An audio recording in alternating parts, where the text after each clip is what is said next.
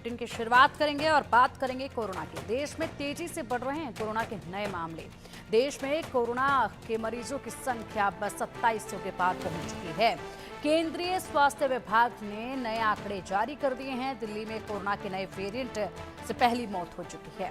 दिल्ली में कोरोना के कुल मामले 294 पहुंच चुके हैं। लगातार ये आंकड़ा बेहद तेजी के साथ बढ़ता जा रहा है। एक के बाद एक अब लगातार मामले नए निकलकर सामने आ रहे हैं और मौत का आंकड़ा भी अब बढ़ने लगा है। ऐसे में ये जो बढ़ते आंकड़े हैं, इनको जनता को देखना होगा। हम ये नहीं कहते हैं कि डरने की जरूरत है, आपको डरने की बिल्कुल जरूरत नहीं है, लेकिन सावधानी बरतने की बहुत जरूरत है। इन आंकड़ों को देखिए, सावधानी बरतिए, खुद को बचाइए, अपने परिवार को बचाइए संक्रमित होने से, और इसी के साथ बड़ा योगदान होगा आपका इन आंकड़ों में कमी लाने के लिए।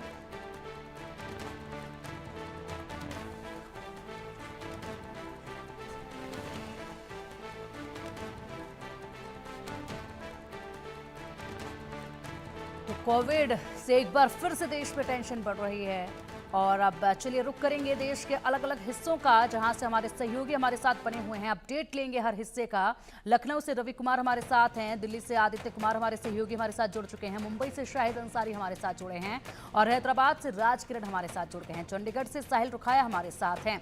देश के अलग अलग हिस्सों से अब जानेंगे कि हालात कैसे हैं, लोगों में कितनी जागरूकता है, प्रशासनिक अधिकारियों की तरफ से क्या कुछ कहा जा रहा है, अस्पताल की तरफ से क्या कुछ कहा जा रहा है। सबसे पहले रुक करना चाहूंगी दिल्ली का, जहां से हमारे सहयोगी आदित्य हमारे साथ जुड़े हुए हैं। आदित्य, आंकड़े लगातार बढ़ रहे हैं और हर घंटे जो हैं वो आंकड़ों की बढ़ोतरी बता रही है कि हम किस बड़े खतरे की तरफ जा रहे हैं।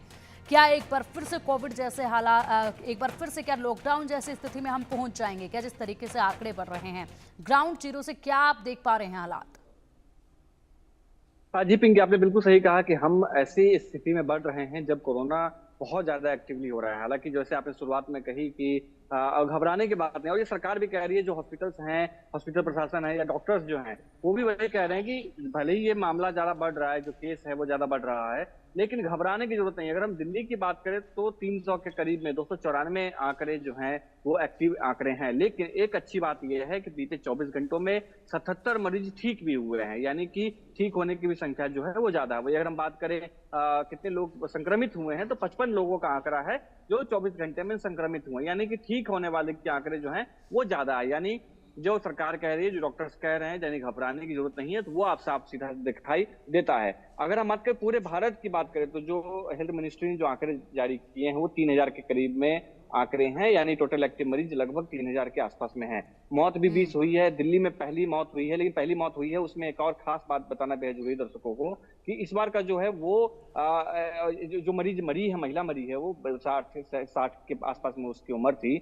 उनको किसी और बीमारी की वजह से ऑपरेशन किया गया था, उस ऑपरेशन के दौरान उनकी मौत हुई, जब उनका मेडिकल जांच करवाया गया तो उसमें कोविड रिपोर्ट हुआ था। यानी कि डॉक्टर्स का कहना है कि ये जो वेरिएंट आया है, ये वेरिएंट आपको इफेक्टिव नहीं है, मतलब आपको पता ही नहीं चल पा रहा है उसका असर जो दिखाई देता है, जैसे खांसी होना या बहता हुआ नाक, या कोई भी जो भी डॉक्टर सजेस्ट करते हैं कि ये आपके लक्षण हो सकते हैं, वो लक्षण उसके दिखाई नहीं दे रहे थे, लेकिन फिर भी वो कोरोना पॉजिटिव थी। और वो उसकी मौत जो हुई है वो अभी पुष्टि एक महिला की दिल्ली में पहली मौत की सामने आई है, यानी कि उसके लक्षण दिखाई नहीं दे रहे, मौत हुई है।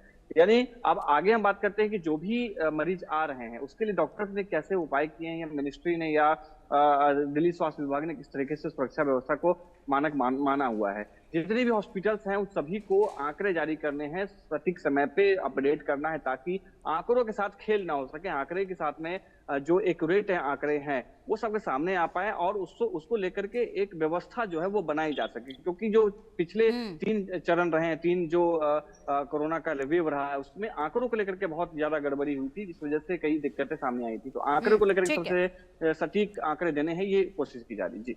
ठीक है, बिल्कुल आदित्य, आपने बिल्कुल सही कहा। और यहाँ पर जांच सटीक किस तरीके से होगी, आंकड़े सटीक किस तरीके से सामने आएंगे, ये भी एक आखिरी वक्त तक पिछली बार भी डाउट जो है वो लगातार बना हुआ था। चलिए अब रुक करेंगे मुंबई का, जहां से हमारे सहयोगी शाहिद अंसारी हमारे साथ जुड़े हुए हैं। शाहिद, मुंबई में फिलहाल स्थिति क्या है, अस्पतालों के हालात कैसे हैं, लोग जागरूक हो रहे हैं क्या, और यहाँ पर ज़रूरी कदम जो लोगों की तरफ से उठाने हैं, जैसे कि सोशल डिस्टेंसिंग का पालन करना, मास्क लगाना, भीड़ भाड़ वाली जगहों पर ना जाना, क्या इनका पालन किया जा रहा है क्या? पिंकी, सबसे पहले आज का मैं जो स्वास्थ्य विभाग का जो डेटा है आज का मैं आपके सामने बता दूं, फिर उसके बाद आगे की जानकारी मैं देता हूँ। हम्म। पूरे महाराष्ट्र की बात करते हैं तो पूरे महाराष्ट्र में जो है 467 जो है एक्टिव केसेस है। हम्म। और इसके अलावा अगर देखें कि 84 जो है नए केसेस जो है, कल की बात अगर करें जो शाम तक का जो डेटा आता है, जो लेटेस्ट ये है कि 84 जो है एक्टिव केस जो है पूरे महाराष्ट्र में पाए गए। हम्म। अब महाराष्ट्र के अलग अलग हिस्से में जो जानकारी मिली है, पहले अब उसके बारे में अब तक की अगर बात करें तो मुंबई में जो है 32, थाने में 2 और थाने महानगर पालिका में 14, नवी मुंबई महानगर पालिका में 1, कल्याण डोंबिवली महानगर पालिका में 1, रायगढ़ में 2, पनवेल महानगर पालिका में 1, नासिक महानगर पालिका में 1, पुणे में 1 और पुणे महानगर पालिका में 19, पिंपरी चिंचवड़ महानगर पालिका में 3, सतारा में 2, कोल्हापुर में 1 और कोल्हापुर महानगर पालिका में 1, सांगली महानगर पालिका में 3। ये आपको मैंने जो डेटा दिया है ये पूरे महाराष्ट्र का है। अब आपने जो सवाल किया है कि भाई क्या इसमें सोशल डिस्टेंसिंग या जो कोविड से जो है बचने के उपाय और कोविड से बचने के जो उसूल जो बनाए गए हैं, कानून बनाए गए हैं, उस पर क्या लोग अमल कर रहे हैं या नहीं। देखिए, शहर मुंबई जो है बहुत ही कंजेस्टेड शहर है, छोटे छोटे घर हैं, लोगों की तादाद ज्यादा है। 2020 और 21 में अगर पिंकी उस दौर की बात करें तो उस दौर में जो बढ़ने के जो वारदात सामने आई थी, उसकी असल वजह यही रही है कि सोशल डिस्टेंसिंग के जो कानून बनाए गए थे उस पर अमल ही नहीं कर पाए लोग। लेकिन इस बार ऐसा है कि जो अभी जो तादाद जो आ रही है, जो कोरोना के मरीजों की जो तादाद आ रही पूरे देश में अगर देखें, केरला के बाद महाराष्ट्र जो है सबसे ज्यादा ये केसेस यहाँ रिकॉर्ड किए जा रहे हैं। अब इसके बाद लेकिन सरकार ये भी कह रही है, स्वास्थ्य मंत्रालय ये भी कह रहा है कि घबराने की जरूरत नहीं है। घबराने की जरूरत नहीं है तो इसका ये मतलब नहीं है कि आप इसके लिए बेफिक्र हो जाए, बल्कि इसके लिए जो है जो कानून बनाए गए हैं, कोविड के जो बचने के जो उसूल बनाए गए हैं, उस पर आप अमल करें। उसमें सबसे अहम ये है कि देखिए, एक तो परहेज और दूसरा जागरूकता, दोनों चीजें बहुत अहम है और दोनों चीजों का ताल्लुक जो है एक ही केस से है। परहेज का मतलब यह है कि अगर आपको किसी भी तरह के कोविड के लक्षण नमूदार होते हैं, जैसे आपके बदन दर्द, बुखार और गले में खराश, जुकाम, इस तरह की चीजें, उलझन, अगर इस तरह के जो है सिम्टम आपको नजर आ रहे हैं लक्षण, तो आप उसको जो है हल्के में ना लें, बल्कि इसको लेकर जो है आप स्थानीय हॉस्पिटल और स्थानीय डॉक्टर से उसके लिए मशवरा करें। और डॉक्टर जो बताते हैं, कई मामले में ऐसा भी है कोविड के मामले में कि घरेलू उपचार से भी वो ठीक हो जाता है, लेकिन उसके लिए जरूरी ये है कि फैसला आप ना लें, बल्कि जो है डॉक्टर से मशवरा लें।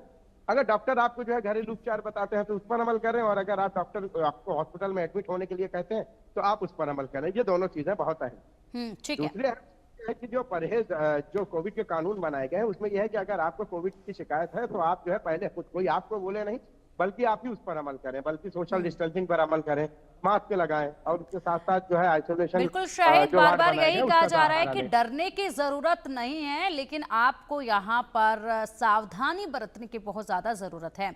चंडीगढ़ का रुख करेंगे, हमारे सहयोगी साहिल रुखाया हमारे साथ जुड़े हुए हैं। साहिल, चंडीगढ़ से फिलहाल क्या अपडेट आप कोविड को लेकर दे रहे हैं?